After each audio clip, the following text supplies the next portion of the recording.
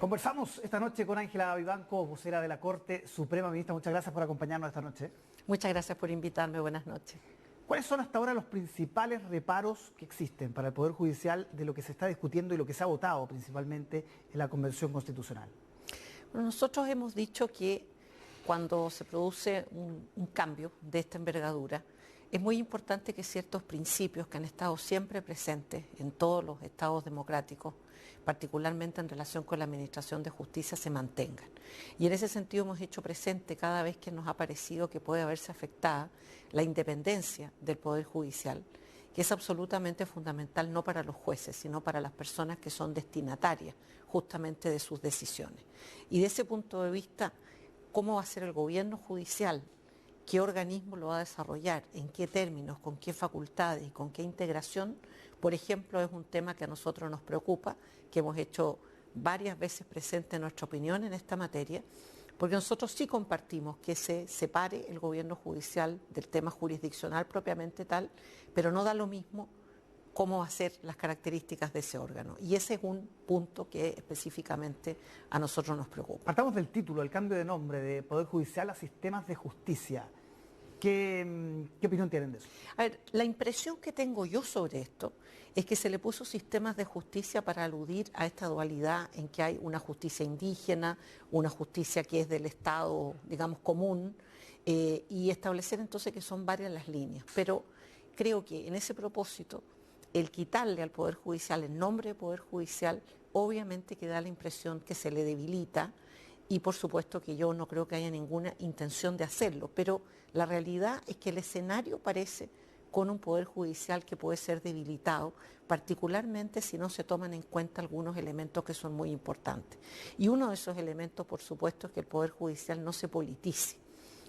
Hay una serie de órganos que son políticos y que es bueno que sean políticos, pero no pueden ser políticos los jueces. Los jueces no son candidatos, no son políticos, no responden a partidos, ni tienen que estar preocupados de la popularidad, ni de caer bien, sino que preocupados de su función, que es administrar justicia. ¿Y se han sentido escuchados, por ejemplo, cuando han planteado algunos reparos sobre la composición del Consejo de la Justicia? ¿Ustedes sienten que los convencionales han acogido bien esa inquietud? Hubo cambios porque se agregaron algunos jueces a esa integración, pero sigue siendo una integración minoritaria. Son 40 y tanto % de jueces y el resto son representantes de etnias originarias, algunos funcionarios y profesionales del Poder Judicial, no jueces, y otros que ya directamente son nombrados desde afuera y que por supuesto corresponden a una integración más política.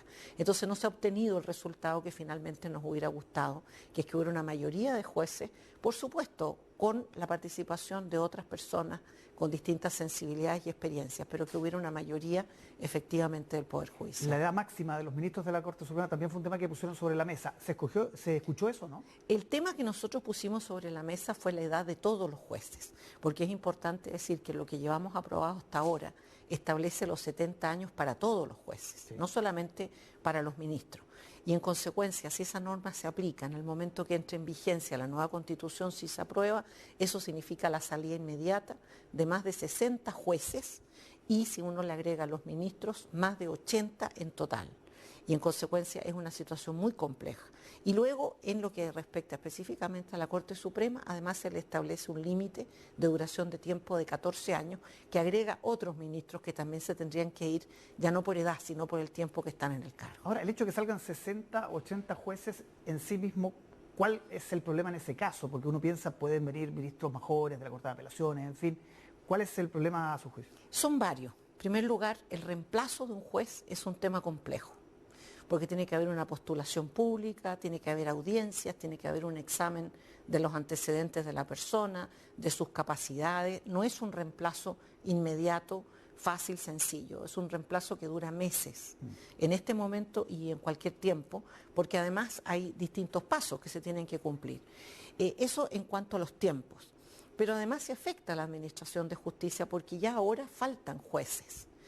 Hay un atraso en algunos tribunales, sobre todo a propósito de la pandemia, en aquellos tribunales que sobre todo deben realizar audiencias públicas, y nosotros hemos pedido el nombramiento de jueces subrogantes para resolver los problemas. Imagínense a eso, en sentido contra la gradiente, lo que hay es que salen 80 jueces, ¿no? Y además, obviamente que sufre el administrado, el que recibe la administración de justicia, porque cuando hay un éxodo tan importante de jueces, evidentemente que hay ciertas líneas jurisprudenciales que se afectan. ¿Y a qué líneas me estoy refiriendo? A líneas, por ejemplo, que son en favor de los derechos de las personas y que se han ido desarrollando en el tiempo y que en consecuencia demandan que los reemplazos sean paulatinos, no que sean inmediatos, porque eso evidentemente puede cambiar la línea de interpretación de un tribunal, particularmente en materias de derechos fundamentales. Cuando hablamos de sistemas de justicia estamos pensando también en algo que ha sido planteado por ustedes y por otros actores, que tiene que ver con la relación entre el sistema de justicia y el sistema indígena, que tampoco hasta ahora sabemos tantos detalles de cómo va a funcionar. ¿Cuáles son las aprensiones ahí? Nosotros hicimos presente algo que finalmente se acogió, que es que cual estos fueran los sistemas que se abrieran en el país, tenía que estar arriba la Corte Suprema unificando la jurisprudencia por un tema de certeza y seguridad. Pero obviamente que quedan muchos elementos de lo que sería la justicia indígena que nosotros no conocemos. ¿Se va a aplicar solo a los miembros de una etnia? ¿Qué pasa si la otra persona involucrada u otras personas no lo son? ¿Va a tener que ver con territorios? ¿Va a abarcar muchos temas o algunos? ¿Cuál va a ser la normativa que se va a aplicar? Porque aquí hay un conjunto más bien de costumbres, no de normas, ¿no? ¿Y cómo se va a compatibilizar eso con los grandes principios del derecho común, particularmente si se quieren introducir materias penales en esto? Entonces esa parte a nosotros nos preocupa, pero pensamos que va a ser una preocupación que tenemos que dejarla para el momento en que esto se legisle, porque los detalles no van a estar en la Constitución, sino que van a ser en una legislación posterior. Pero hay que estar atentos, porque esto podría significar una dificultad más que un avance, y justamente ahí es donde hay que tener cuidado de cómo se regula el tema. Y ahí el mayor riesgo, siente usted, es que no se perciba igualdad ante la ley, finalmente, que haya dos tipos de derechos. Fíjese que no hace mucho, ¿no es cierto?, hubo una discusión en Chile sobre si había justicias distintas según las personas, ¿no es cierto? Y yo en eso fui muy enfática diciendo que todo el trabajo que ha hecho el Poder Judicial hace varios años justamente tiene que ver con que haya una justicia para todos. Da lo mismo si las personas son de un color, de otro, de una etnia, otra, con ciertas características o no, porque lo contrario entonces es admitir que haya privilegios, diferencias odiosas y que en definitiva haya varios Chiles y no uno, que es justamente lo contrario a lo que se espera. Entonces, cuando esto sucede, cuando se abren estas líneas, ¿no es cierto?, distintas, hay que tener mucho cuidado en que esas líneas de alguna manera, ¿no es cierto?, solucionen problemas de discriminación en el sentido de que a las etnias originarias no se le han respetado sus costumbres, su cultura, pero no que se establezcan situaciones de privilegio, porque es justamente lo contrario de lo que se busca. Más igualdad obviamente significa que haya un mayor y mejor Estado de Derecho. Sí. Y a eso tenemos que tender. ¿Y existe ese riesgo, esa situación de privilegio para algunas etnias? Cuando en definitiva no se establece claramente cómo va a ser este sistema y no se establece claramente que hay ciertos principios que son transversales a todo sistema de justicia y que esos principios tienen que estar allí, sea lo que sea el sistema, por supuesto que se corre ese riesgo. No podemos asegurar que así va a suceder, pero lo estamos advirtiendo, claro, porque justamente el propósito es que eso no suceda. Sí, a propósito de la convención, todavía están entre comisiones, plenos, en fin. Los recursos de amparo, los recursos de protección, que sé que son importantes, que la Corte Suprema los ve permanentemente, no están todavía en el proyecto definitivo. ¿Por qué deberían estar? Bueno, estaban por lo menos esbozados en el informe, el tercer informe de la Comisión de Justicia que se rechazó y en consecuencia volvió a la comisión, ¿no? Luego en esa materia no hay nada aprobado. Pero en ese tema hay algunos elementos que nosotros tenemos que ponerle atención, ¿no?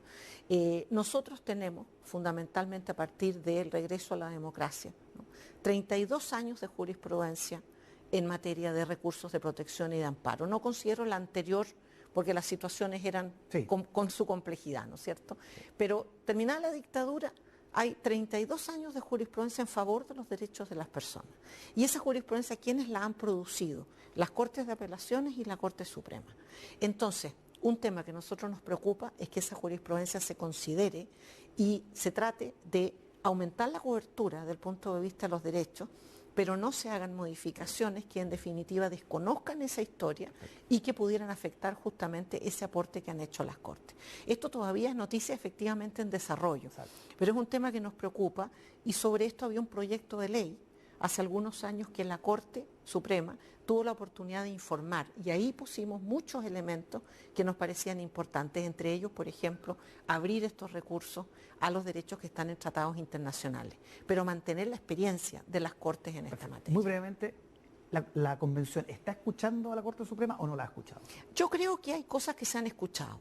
Estos son procesos, en consecuencia, no es que uno pueda pedir, digo A, y entonces se va a hacer A. Por supuesto, ellos tienen toda la autonomía del mundo para proceder.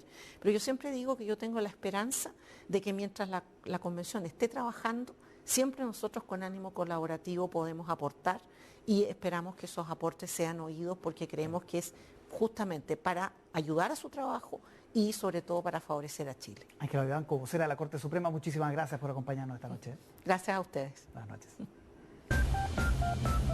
Y el Pleno de la Convención Constitucional aprobó esta noche la norma sobre bienes